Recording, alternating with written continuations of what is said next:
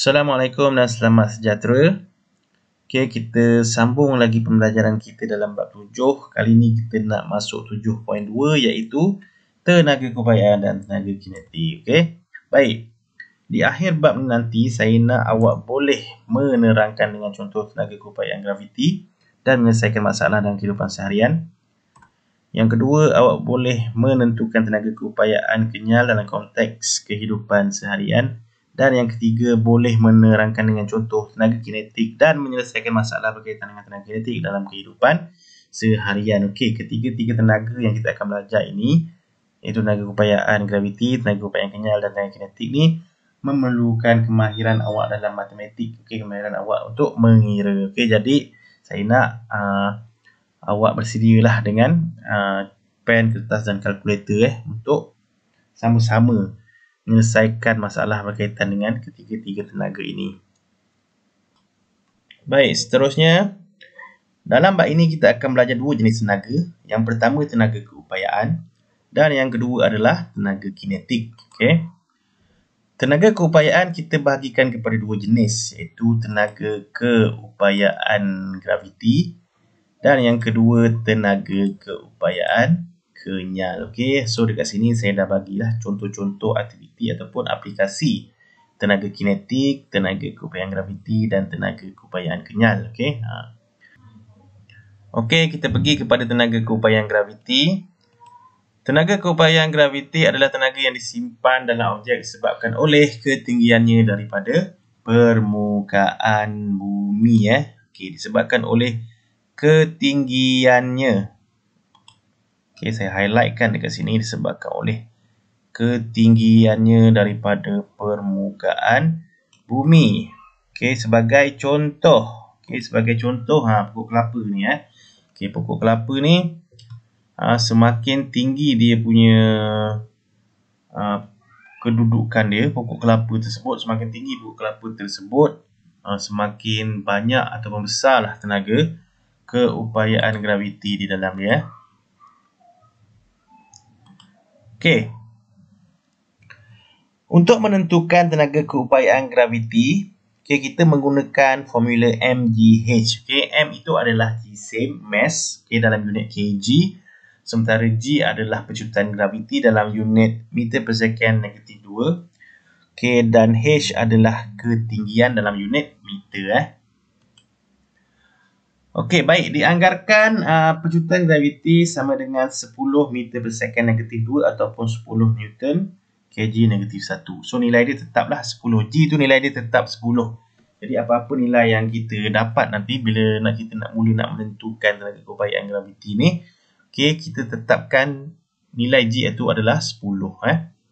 Dan unit SI bagi tenaga keupayaan graviti ialah joule, sama macam kerja. Okey, sekarang ni kita nak memahami tenaga keupayaan graviti. Okey. Baik. Tenaga keupayaan graviti ni bergantung kepada yang pertama ketinggian dia. Kemudian dia bergantung kepada jisim dia. Okey, ini adalah faktor yang mempengaruhi tenaga keupayaan graviti. Okey, kita tengok aktiviti 1 ni. Okey, aktiviti 1 ni ada dua penerjun ataupun diver yang mempunyai berat ataupun jisim yang sama, iaitu 50 kg. Okey, berat dia sama kedua-dua ni. Dan dia terjun pada ketinggian yang berbeza. Satu 5 meter, satu 10 meter. Okey. Jadi kita nak tengok apa yang berlaku apabila dia sampai ke permukaan air dari segi percikan air. Okey. Okey, pada ketinggian 5 meter kita dapat lihat percikan air adalah kecil berbanding percikan air pada terjunan ketinggian 10 meter. Dekat sini kita boleh andaikan bahawa tenaga keupayaan graviti lebih besar apabila ketinggian yang lebih tinggi. Kita tengok yang 10 meter ni percikan air lebih besar berbanding yang 5 meter. Okey. Jadi kalau kita nak tahu dengan lebih detail bahawa andaian kita ni betul ke tidak, kita cuba kira. Okey, macam mana nak kira? Kita gunakan formula tenaga keupayaan graviti sama dengan mgh tadi, TkG. TkG ni adalah tenaga keupayaan graviti, singkatan bagi tenaga keupayaan graviti sama dengan mgh. Okey, MGH. M tu apa tadi saya cakap? M itu adalah jisim. Okey, G adalah pecutan graviti 10 pecutan graviti tetap 10 dan H adalah ketinggian. So dekat sini ada jisim dekat sini Okey, 50 kg kita masukkan je nanti dalam M. Okey, kemudian G memang tetap 10 meter per saat -1. So nanti kita masukkan 10 dalam G ni dan ketinggian dah ada dekat sini 5 meter dengan 10 meter. Jadi kita masukkan sahaja ke dalam formula. Okey. So T kg sama dengan jisim yang pertama ni 50. Okey.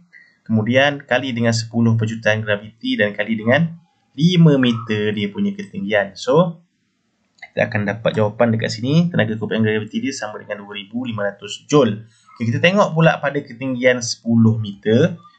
Okay, kita masukkan dia punya jisim, pecutan graviti dan juga ketinggian dia ke dalam formula. So kita akan dapat T kg sama dengan 5000 joule. Jadi betul tak andaian kita tadi? Okay, andaian kita betul. Di mana pada kedudukan yang lebih tinggi, tenaga keupayaan graviti lebih besar. Tenaga keupayaan graviti lebih besar pada kedudukan yang lebih tinggi. Okey, maknanya makin tinggi suatu objek tu makin besarlah tenaga keupayaan graviti dia. Okey. Okey, kita pergi pula kepada aktiviti 2. Aktiviti 2 sama juga, ada 2 penerjun tapi kali ini penerjun ini mempunyai jisim yang berbeza. Okey, tadi jisim sama, ni jisim berbeza. Okey, satu 45 kg, satu 80 kg tetapi terjun dalam ketinggian yang sama iaitu 5 meter. Okey, ketinggian sama tapi yang berbeza dia punya jisim. Okey. So kita kira sama-sama berapa tenaga keupayaan graviti bagi kedua-dua penerjun ni. Okey. Jadi kita gunakan rumus yang samalah, T kg sama dengan mgh. Okey. So kita kenal pasti dulu mana M. Okey, ini adalah M. Okey, ini M. Mass ataupun jisim masukkan ke dalam M. Kemudian pecutan graviti ni memang 10 lah. Pecutan graviti memang 10, tetap 10 pecutan graviti 10 darab dengan ketinggian 5 meter. Okey. Jadi kita akan dapat jawapannya tenaga keupayaan graviti sama dengan 2250 joule. Okey, bagi yang jisim 80 kg pula kita masukkan ke dalam formula 80 kali 10 kali ketinggian 5 meter. So tenaga keupayaan graviti dia adalah 4000 joule. Jadi mana yang lebih besar dekat sini?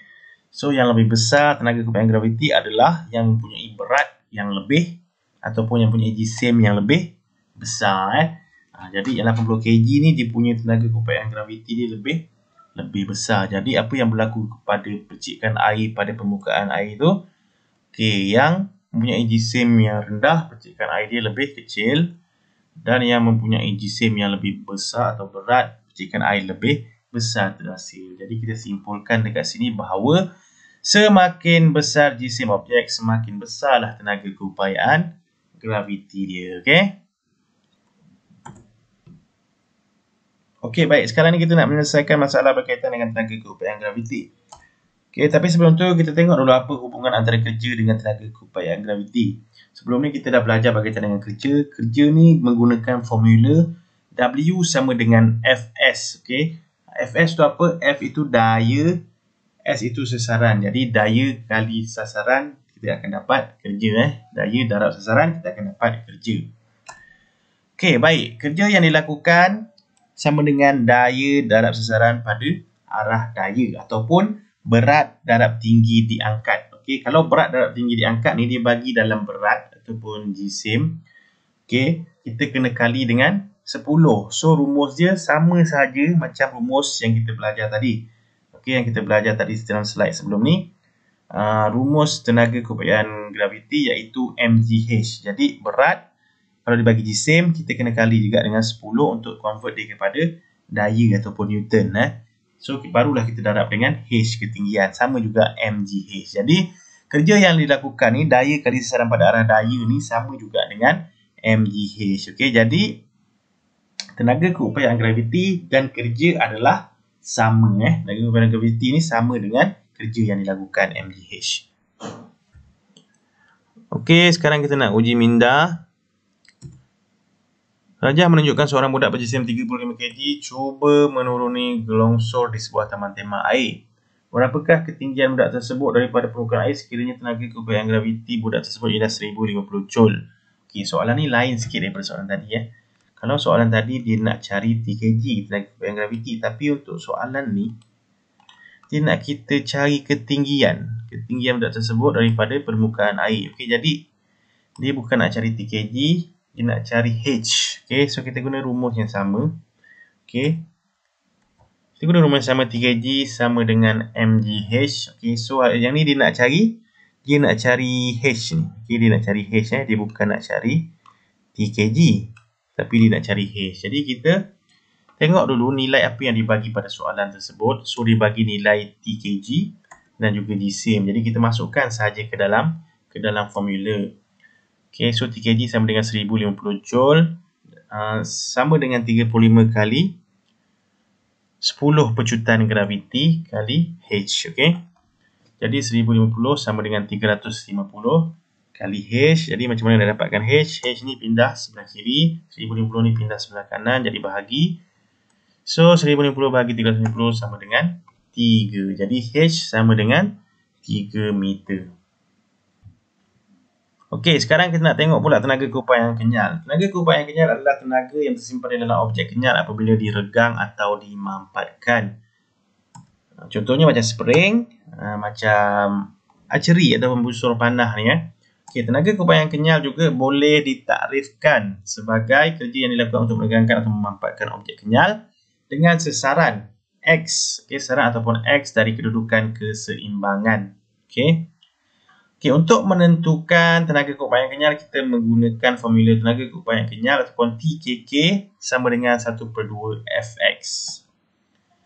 Baik, F itu adalah daya regangan atau mampatan dan X adalah sesaran dari kedudukan keseimbangan. Okey, kita pergi kepada contoh soalan.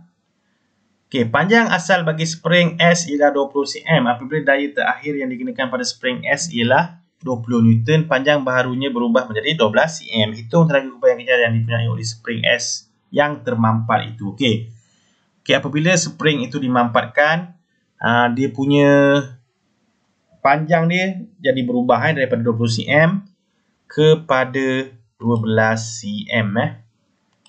Okey, ini adalah panjang asal, saya highlightkan.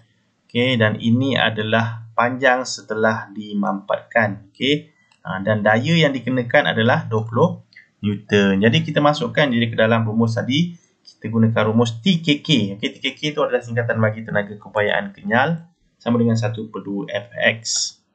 Okay, jadi yang pertama untuk kira tenaga keupayaan kenyal kita kena cari X dulu.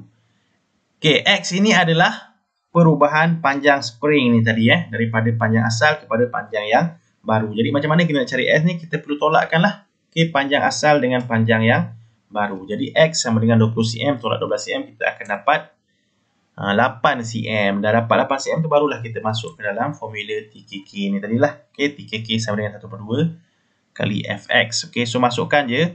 Okey, so kita dah dapat dekat sini nilai F adalah 20 Newton. So darab dengan 8 cm. Okey, 1/2 kali 20 Newton kali dengan 8 cm. 8 kena bahagi dengan 100. Sebab apa bagi 100? Sebab 8 ni dalam cm. Okey.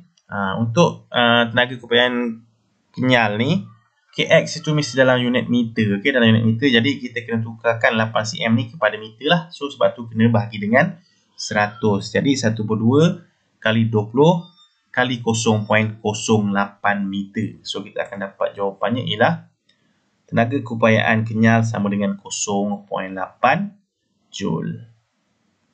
Sekarang ni kita nak tengok pula tenaga kinetik. Apa itu tenaga kinetik? Tenaga kinetik ialah tenaga yang dimiliki oleh suatu objek yang bergerak. Okey, contohnya macam kereta ni, macam kincir angin, okey, macam steamroll ni. Okey, semua objek yang bergerak, bergetar, berpusing, berputar tu mempunyai tenaga kinetik. Okey, macam mana nak tentukan tenaga kinetik? Tenaga kinetik ditentukan dengan formula tenaga kinetik sama dengan 1/2 mv kuasa 2. Okey, m itu adalah jisim. V adalah had laju dalam unit meter per saat -1. Okey. Okey, kita pergi kepada contoh soalan.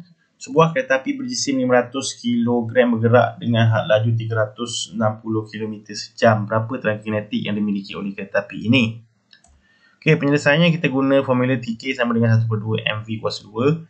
Okey, TK itu singkatan bagi tenaga kinetik. Okey, yang pertama kita tentukan nilai-nilai yang ada dalam soalan. Okey, 500 kg. 500 kg adalah nilai bagi M ataupun jisim, mass. Okey, kemudian 360 km sejam ni adalah nilai bagi velocity, V ataupun had laju. Okey, so bila kita dah tahu nilai-nilai ni, kita labelkan dia dengan M dan V. Kemudian kita masukkan ke dalam kita punya formula. Jadi 1/2 kali dengan 500 kg jisim kali dengan had laju 360 km sejam. Okey, 360 km sejam ni sama je dengan 360 km bahagi sejam. Okey, tapi kita kena ingat bahawa had laju dalam mengira tenaga kinetik ni adalah dalam unit meter per saat. Jadi kita kena tukarkan 360 km sejam ni kepada meter per saat. Macam mana nak tukar? Okey, 360 km ni kita kena tukar kepada meter. Okey, jadi nak tukar 360 km ni kepada meter, kita kena kali 1000 lah. Sebab 1 kilometer sama dengan 1000 meter. Okey, kemudian 1 jam ni kita kena tukar kepada saat. Macam mana nak tukar 1 jam kepada saat? Okey, kena kali dengan 60 minit. Kemudian kena kali pula dengan 60 saat. Sebab apa? 1 jam sama dengan 60 minit. 1 minit sama dengan 60 saat. 1 jam sama dengan 60 minit. 1 minit sama dengan 60 saat. Jadi 1 jam ni kena darab 60. Lepas tu darab lagi dengan 60. Okey. So barulah kita dapat jawapan dia dekat situ. Okey, lepas tu bila kita dah tukar kilometer per jam ni kepada meter per saat, kita masukkan semula ke dalam formula tadi. Okey. Jadi dah masukkan dalam formula, tak payah pening-pening kepala, tekan sahaja kalkulator, so awak akan dapatlah jawapan dia nanti. So awak akan dapat jawapannya lebih kurang 250,000 juta. Okey, bilion Sekarang ni saya nak bagi tugasan. Okey. Jadi tugas awak, okay, awak buka buku teks muka surat 221 dan selesaikan latihan praktis formatif 7.2. Ada 4 soalan dekat situ. Okay, buat semua soalan dalam buku sains 1. Okay, buat semua soalan. Kemudian bila dah siap tu nanti boleh screenshot. Okay, snapshot, hantar dekat dalam grup WhatsApp kelas masing-masing. Okay. Baik, sampai di sini saja kelas kita. Kita jumpa lagi di kelas yang akan datang. Terima kasih.